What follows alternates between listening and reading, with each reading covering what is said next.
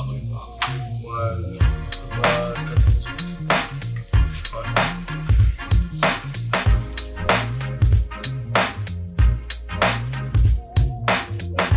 Est-ce que tu peux nous parler de comment toi t'as commencé le basket ici depuis tout petit? Pour les gens qui ne connaissent pas forcément ton parcours, est-ce que tu peux raconter juste comment t'as commencé? J'ai commencé le basket du coup au GAB et mes parents jouaient. Tous les deux jouaient au GAB, mon père au CMBC.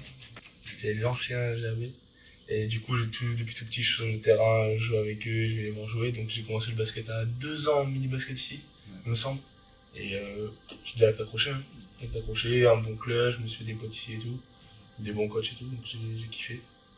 Et je suis parti d'ici en U13, ouais, pour aller en U15 France à Bordeaux. Du coup, les premières années ici en jeune, tu étais coaché par qui? Tu as eu qui un peu en encadrement? Jérôme Vatin, Ouais. beaucoup Jérôme Vatin au début. Ouais. Et ouais, c'est l'entraîneur que j'ai eu le plus souvent. Ouais. Okay. Après, il y avait peut-être en termes de coach, tu as eu Pascal aussi. J'ai joué à Pascal Laperche. Pascal Laperche, ouais. Laperche, ouais. Qui était très très très bien. Okay. Qui m'a beaucoup aidé. Vous avez eu déjà des bons résultats en plus à ce moment-là. Oui, on était champions.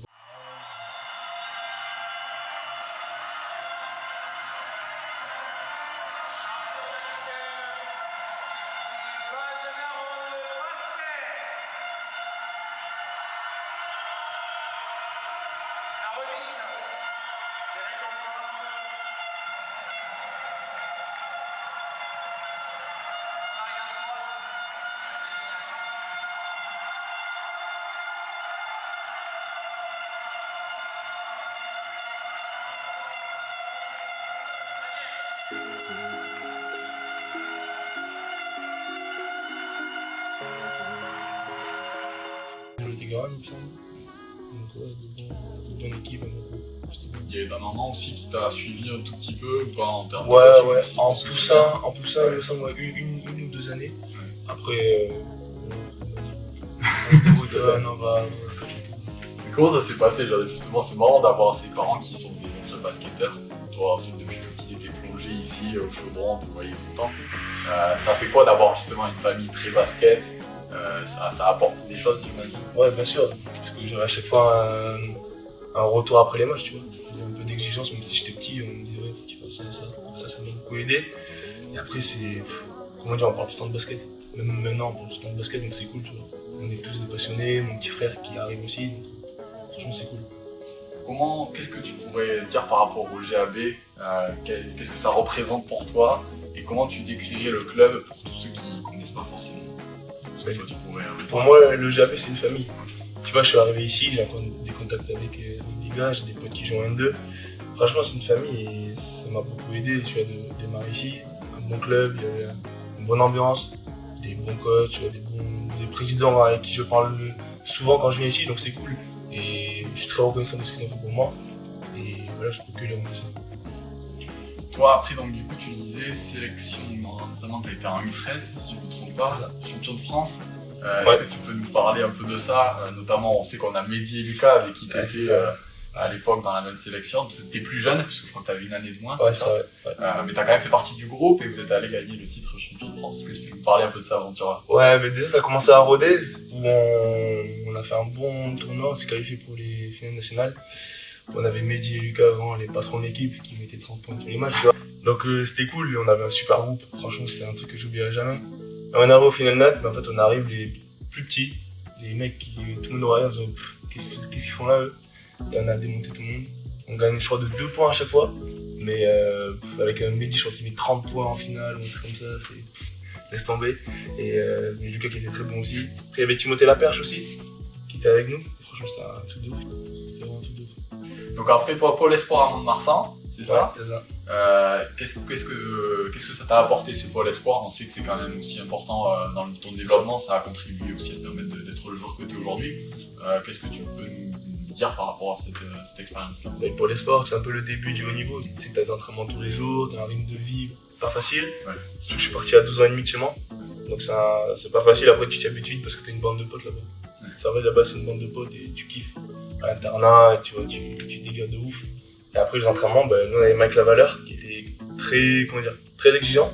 Donc on avait déjà cette exigence dès le début et franchement c'était, je pense, une de mes plus belles années. Je me rappelle de ma vie. Ouais. coup, en termes d'expérience pour toi, tu as pu rencontrer aussi des joueurs, j'imagine, sur tes années en jeune. Ouais. Il me semble qu'il y avait Ousmane Dieng aussi. Ouais. Est-ce qu'il y a des joueurs marquants avec qui tu as été ou contre qui tu as joué aussi en étant jeune et avec qui tu veux Tu parler? l'as dit, Ousmane. Ouais. Ousmane, c'était mon gars depuis petit, tu vois, je connais depuis U13, je fais sélection départementale avec qui est champion de France avec Mehdi, tout ça.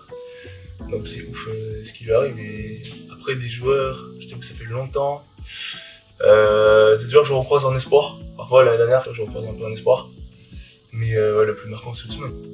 Justement, Ousmane Dieng, donc, qui est en NBA. Quand on est jeune comme ça, est-ce qu'on a des rêves de NBA, on a des rêves de Euroleague, des choses comme ça? Bien sûr. Et quand on arrive à déjà aller en pro comme toi, qu'est-ce que ça fait justement? Est-ce que tu peux nous parler de quand tu étais jeune, de cette vision-là que tu avais peut-être pour arriver à ce niveau-là? Pour moi, c'était un rêve. Tu as la télé, Tony Parker, je me dis putain, j'ai envie d'y aller, tu vois. Et là, maintenant, une fois que j'y suis, je me dis que j'y suis. Donc maintenant, je vais tout faire pour y rester, y aller le plus haut possible. Maintenant, tu vois, c'est Pro A, après Euroleague. On verra. NBA, pour moi, c'est un rêve. Parce que je pense que ça va être très très compliqué pour que j'aille, je vais pas mentir. Mais ouais, l'Euroleague, c'est un objectif à long terme. Et après, faire une bonne carrière en Pro A, c'est déjà un truc énorme. Tu vois. Du coup, les saisons en espoir, donc si on ne se trompe pas, c'était 2021-2022, on a récupéré tes stats, 15 points, 7 passes décisives, 7,3 passes décisives. Est-ce que tu peux nous parler de tes débuts en espoir et notamment de cette saison-là après en 2021-2022 où tu as quand même cartonné, tu as été l'un des leaders de ton équipe en espoir? Ouais, c'était franchement une bonne année, avec bons résultats, on est parti au du futur. J'avais pareil mes gars de ouf avec qui je jouais depuis cadet, dans Kemba, Enzo Charvin, Marco Lasserre, Falou Dieng, j'en oublie sûrement, mais c'est tous mes gars. Après, il y avait mes petits aussi avec qui j'étais au pôle, Freddy Coque Priso, il y avait Anthony Martinez au début. C'était vraiment bien, vraiment une bonne année, on a eu de bons résultats. Bon, dommage, trophée futur, on s'est fait démonter par Dijon. Mais bon, c'est pas grave, c'était une bonne année, franchement, avec des bons gars. Okay. Justement, premier contrat derrière, et qu'est-ce que ça a fait quand tu as signé ton premier contrat pro? Pour toi, qu'est-ce que ça a représenté? Satisfaction, j'imagine? Ouais, forcément, la satisfaction, parce que c'est un peu le but du travail que je fais depuis tout petit. Donc c'est un peu une réussite, mais c'est rien. En fait, si tu regardes, c'est rien parce que c'est 3 ans, et tu fais pas une carrière de 3 ans, tu vois. C'est d'aller chercher un deuxième contrat. Donc ça, c'est que le début. Après, forcément, très content, famille très content, et c'est le début d'une longue histoire, j'espère. Toi, quelles ont été les clés pour arriver justement en pro? Comment tu pourrais, du moins, également nous parler de tes qualités, tes forces qui ont fait que tu as pu arriver à ça en fait? C'est le travail, l'exigence tous les jours. Et forcément c'est dur, du moment où c'est dur, mais jamais lâcher, tu vois. Moi je suis un grand passionné de basket, j'ai tout le temps du basket. Et regarder les joueurs ce qu'ils font là, ok bon je sais de mettre ça aux entraînements. Aux entraînements parfois tu te fais défoncer par le coach, mais c'est pas grave, c'est très bien que le coach s'il t'engueule, c'est pour te faire avancer, pour aller plus loin. Donc, en fait, quand t'arrives à un certain âge, tu te dis bon ok c'est pour ça qu'il m'engueule. En fait t'avances. Et après merci à ma famille, quoi, mes parents, mon petit frère qui ont toujours été là pour moi, qui m'ont beaucoup aidé. Et voilà, c'est en partie grâce à ça que j'en suis là aujourd'hui et je continue à pousser. Est-ce que tu pourrais te décrire en tant que joueur? Est-ce que tu pourrais nous dire un peu justement toi sur le terrain, quelles sont pour toi tes forces et ce sur quoi tu travailles également au quotidien? Est-ce que tu peux nous donner un peu qui est Fabio Milanez sur le terrain? Un gaucher qui aime bien attaquer le cercle, tu vois, qui aime un peu un energizer, tu vois, qui aime bien parler, qui aime bien encourager tout le monde. Et voilà, si je shoot aussi, je sais qu'il faut que je bosse ma régularité, mais je shoot aussi et voilà, je suis un peu à droite quand même, tu vois, un peu à droite. Après voilà, j'essaie d'avoir le rôle du meneur, tu vois, du leader, de faire jouer l'équipe. Si l'équipe joue bien sur le terrain, et que même si je mets les 4 points, je m'en fous. Tant que l'équipe joue bien et qu'on gagne, c'est plus important. Toi, de 2023, on va en parler. Pas une saison facile pour les Lambernais en général. Pour toi, comme on disait un peu en avant de l'interview, avec des blessures, qu'est-ce que tu en retiens de cette saison? Et bon, j'imagine qu'il faut toujours regarder du positif, mais s'il y a eu aussi des moments difficiles, est-ce que tu peux nous en parler? Ouais, une année compliquée, sachant qu'on a eu un petit problème avec le départ des gérants américains au club. On a eu une équipe un peu tardive, on a commencé la prépa fin août, donc compliqué pour un début de championnat fin septembre. Donc même pas un mois de prépa, c'était un peu chaud. J'avais un coach qui m'a fait confiance sur les matchs de prépa. Après, quand ça arrive au championnat, c'est autre chose. Le niveau est beaucoup plus haut, donc il faut des résultats et tout. Et voilà, après je me suis blessé, je me suis fait mal un peu à la cheville. Donc c'était un peu un coup dur. J'ai mis un peu de temps à m'y remettre et après voilà, j'ai eu un peu de temps de jeu sur la partie novembre-décembre où j'avais 10 minutes par match, ce qui était bien, tu vois, je me sentais bien et tout. Et après on avait besoin de résultats, donc le coach a fait confiance aux anciens et c'est compréhensible. Même si c'est frustrant pour moi, c'est compréhensible après une année compliquée parce qu'on voilà, descend en Pro B, on n'a pas gagné beaucoup de matchs. Mais c'est peut-être un mal pour un bien parce que ça va peut-être donner des opportunités, notamment pour moi, pour l'année prochaine, mais aussi pour le club, de se ressourcer, remettre un peu de budget, et repartir de l'avant. Ouais, repartir sur des nouvelles bases. C'est ça. C'est sûr que c'est très important. En termes d'expérience, tu parlais des joueurs anciens. Tu as eu l'opportunité du coup de jouer avec des meneurs quand même d'un très bon niveau, des arrières comme Stockton ou Sim. Ouais. Est-ce que tu peux nous parler de ta relation avec eux? Est-ce que tu as appris des choses grâce à eux, à leur contact, notamment aux entraînements et aussi de les voir jouer en match? Ouais, bien sûr, Michael Stockton, c'est devenu un peu mon papa sur l'équipe. C'est-à-dire que il me guidait. En plus, c'était un gaucher comme moi, un gaucher passeur qui aime bien driver aussi. Donc ouais, il m'a beaucoup parlé, je travaille depuis pick and roll et tout. Et franchement, je ne pourrais jamais le remercier pour tout ce qu'il a fait pour moi. Parce que c'était toujours des petits conseils, même si en train parfois on charbonnait un peu, mais c'était toujours pour rendre l'autre meilleur. Et franchement bien, il y a aussi Juven Onyangue qui a été mon papa pendant 2 ans. Ada Sané, qui normalement j'espère va rester au club, qui est mon gars de ouf et qui m'a beaucoup aidé aussi. Vitaï Shikoko qui est le meilleur pivot de la Pro l'année dernière. Et franchement c'est des gars que tu n'oublies pas et qui t'ont beaucoup apporté. Et je pense que personne m'apportera autant. Justement, par rapport à ça aussi, est-ce que tu as eu l'occasion de croiser la légende Stockton? Ouais, je l'ai croisé dans l'entraînement. Il venait voir Mike, son fils, et on a un peu parlé. Et franchement, un gars très simple, mais comme Mike, très simple, très cool. Tu peux aller le voir, et tu vois, un mec qui a la tête sur les épaules, très humble. Franchement, vraiment cool de lui parler, tu vois. On a un peu parlé, il est venu 2 fois, et franchement, vrai bon gars, et qui m'a donné aussi des conseils. Okay. Au niveau de la saison prochaine, tu as parlé un peu du coup déjà de tes attentes, mais est-ce que tu peux nous en dire plus sur les attentes d'un point de vue individuel et collectif pour les Lambernais et pour toi en tant que coach? On est en Pro B et tout ce qu'on veut c'est monter en Pro A. On sait que le championnat de Pro B c'est un championnat très physique, ça court beaucoup, c'est un peu comme le GS Sport mais en beaucoup plus physique et des joueurs pro, quoi. Des Américains qui viennent ici pour démonter tout le monde, pour monter en Pro A. Donc ça va être un championnat compliqué.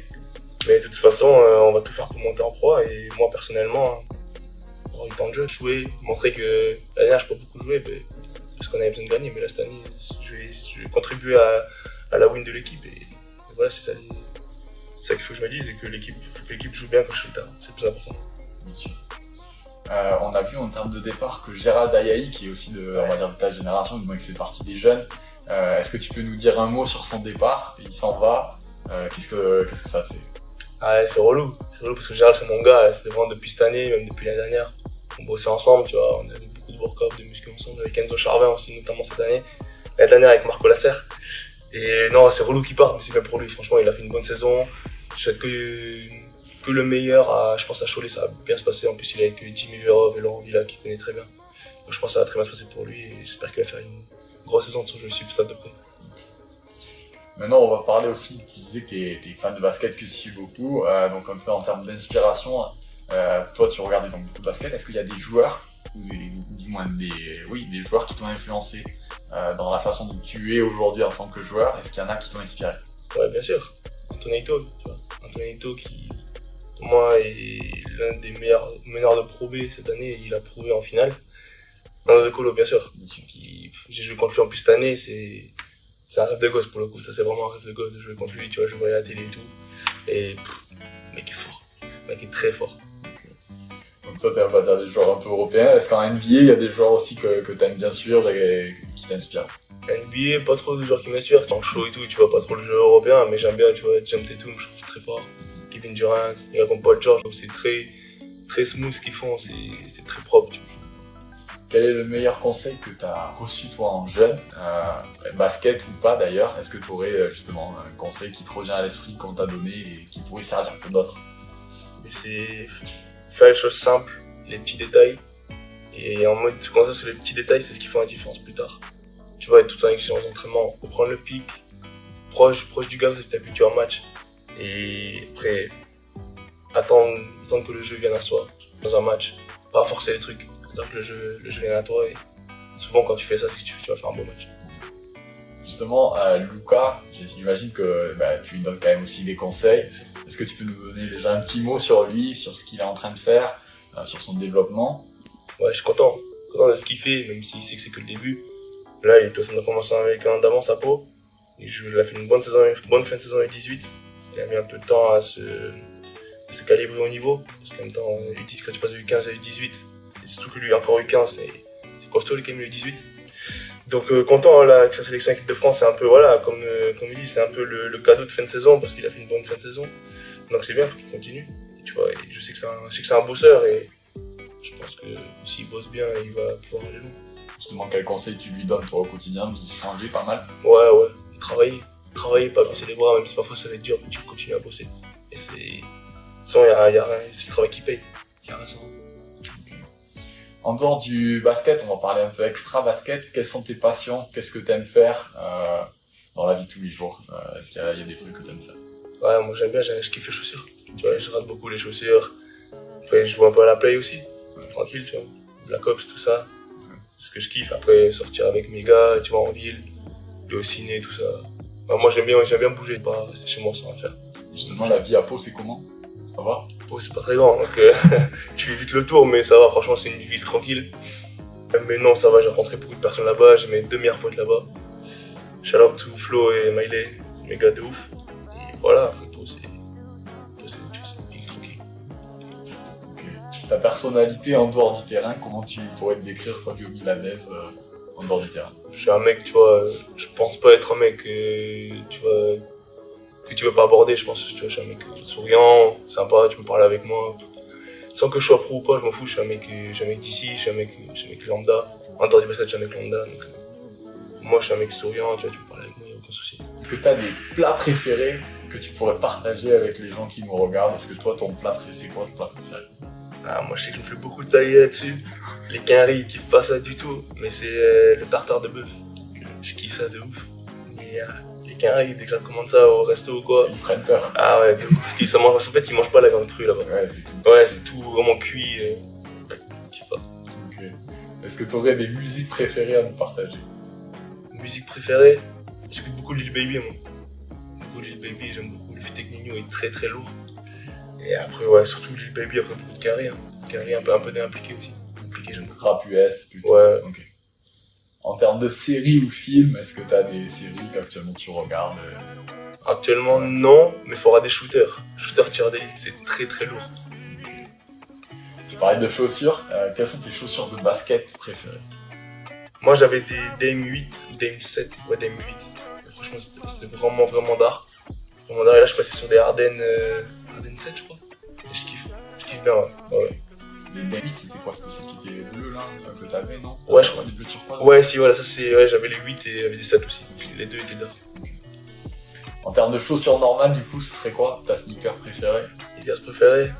Je t'avoue que je mets tout le temps. Ouais. Les Hugs, les pantoufles Hugs, je sais pas si tu vas les casser. Les talismans, un truc comme ça, je crois. Ok. C'est archi confort et tout. Après, voilà, je suis un mec des Jordan, donc Jordan 11, Jordan 3, Jordan 4. Je kiffe bien. Ok. Une marque préférée? Marque préférée? Ouais. Peu importe. En vestimentaire ou autre, une marque préférée. Une qui t'inspire. C'est une bonne question. Qu'est-ce que j'en ai souvent? Moi, je suis pas un gars d'acheter des affaires de ouf, tu vois. Booman. Ouais. Booman, j'aime bien. Ok. C'est pas une grande marque, mais ils font des bons trucs. Ok. Si tu pouvais inviter 3 personnes, vivantes ou décédées, à dîner, qui choisirais-tu? Déjà, mes gars, Flo, Miley, on n'oublie pas. Et je pense, tu vois, un mec comme Kobe, tu vois, un mec comme Kobe, comme Michael Jordan, tu vois. Ok. Est-ce que tu as entrepris un peu des études à côté ou pas du tout? Tu n'as vraiment pas le temps maintenant? Ouais, je fais une formation sur l'achat-revente pour voir un peu comment ça se passe, tu vois, acheter de l'immobilier et voilà, pour voir un peu comment ça se passe pour les placements immobiliers. Okay. Et je pense que l'année prochaine, je vais essayer de passer un diplôme du BTS MCO ou un truc comme ça. Si tu n'étais pas basketteur pro, t'aimerais faire quoi d'autre? Moi, j'aime l'immobilier. Ouais, je kiffe le truc que t'as avec les gens, parler avec les gens, bouger, tout ça, j'aime bien. Donc on a parlé un peu fashion, du coup on va te montrer des trucs sur la télé. Tu nous dis soit t'achètes pas, ok? Là, le style d'In Boukhara fait mieux. Là, j'achète pas, non. Je t'achète pas. Kelly Oubre. Ouais, j'aime bien le flow, j'aime bien le haut, mais le bas, le pantacourt là, non, non. Enfin, un truc qui tombe sur la paire. Ok. Donc toi, pour toi, ça aurait été bien s'il avait le pantalon. Ouais, pantalon large, ouais. Après, j'aimais les chaussures, moi. Ouais, Je moi trouvais aussi. que c'était pas Ouais, mal. j'aime beaucoup les chaussures. Le t-shirt était pas mal aussi. Ouais. Ah, Après, c'est à Westbrook. On sait que des fois, c'est compliqué. Westbrook, parfois il déconne, hein. Il fait des trucs bizarres. Hein. Ah non, là, je kiffe pas. Je kiffe pas. Ok. Voilà, enfin, gros. Non, mais non. Non, après, c'est son flow à lui, tu vois. Il a son flow, mais non, moi, je valide pas, j'aime pas. Ok. On ne verra pas comme ça. Non, parler non, du jamais. sport de peau. Mais... Jamais. Vraiment, si je déconne. Ouais, Shai. C'est le mec qui a le plus de flow. Tu vois, NBA. Je kiffe de ouf. Là. Ouais. Je kiffe. La paire, beaucoup de gens aiment pas, mais moi, je trouve que bien mise comme là, il a mis. C'est lourd de ouf. Ouais, les Browns. Style simple, efficace. Petite Air Force Off-White, il me semble, ouais. Classique, c'est simple. C'est bon, je T'aimes valide. bien? Ouais. Serge Ibaka. Non. Parce qu'on peut voir Fabio arriver quand il neige des fois à Pau, on sait qu'il fait Non, froid. même s'il fait froid, non. Non, pas des chars Quand comme même. ça. Non, jamais. T'as le héros, c'est ça? Ouais. Il y a des flots bizarres lui parfois, mais là, je pense que c'est un des flots. Ça va. Ça va, la paire est d'art, le short moyen, après le t-shirt oversize, c'est simple. Ok. Evan Fournier, mon gars, fait un effort. Il y a de l'oseille, il peut mieux s'habiller. Non, moi je kiffe pas. Ok. Non, Kai Kuzma, non, là franchement. Est-ce que tu peux nous expliquer ça là? Est-ce qu'il y a des... C'est pas possible. Franchement, je sais même pas quoi te dire. Et le pull, on dirait il a pris 4 tailles au-dessus. Non, là y a pas de flow. Pourtant lui, il s'habille bien parfois, mais là. Non, je kiffe pas. Non. Alors, Kobo.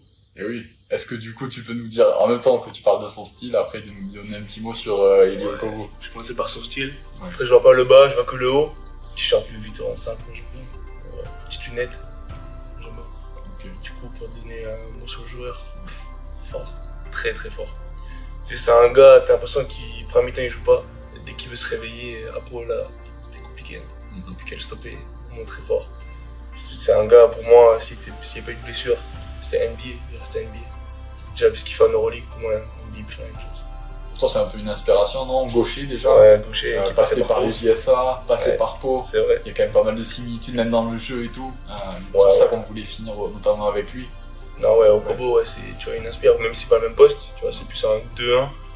Mais ouais, dans les moves et tout, fort, ce step back là, à 45 à droite, c'est fort. Hein. C'est très fort, ouais. Non, franchement, au Kobo, c'est un bête de joueur. Puis c'est un gars, tu vois, vraiment cool, je peux parler un peu avec lui parce que Gérald le connaît bien. Après Monaco, on a un peu parlé, c'est un gars vraiment bien. Qui est dans son monde, dans son style, tu vois, mais qui est vraiment abordable, tu vois, il est très très cool. Est-ce que tu as eu l'occasion, toi, de t'entraîner avec? Non, je devais faire un pick-up l'année dernière avec lui, mais j'ai pas pu y aller. Je pense sur Bordeaux, s'il est sur Bordeaux. Ouais, mais non, il est avec l'équipe de France. Donc je pense pas que ce soit sur Bordeaux. Ok. Du coup, pour finir, est-ce que tu pourrais nous donner un petit mot pour les gens qui regardent le GAB Mag? On sait que la plupart sont aussi des supporters du GAB. Est-ce que tu as un petit mot donc, pour les supporters du GAB et les lecteurs du GAB Mag? Ouais, non, c'est cool, je suis venu voir un match, franchement, je trouve que le GAB a repris l'ADN, tu vois, de famille et tout. Franchement, quand je suis venu, même contre le Stade Montoya qui était dernier, franchement, il y avait du monde. Il y avait du monde, les gars, il y a de l'ambiance, il y a une bonne équipe, il y a eu de bons résultats cette année. Et franchement, je passe bonjour à tout le monde. Et voilà, une bonne saison pour l'année prochaine. Ok, bon, bah, écoute, merci Fabio. Je te souhaite le meilleur pour l'année qui arrive.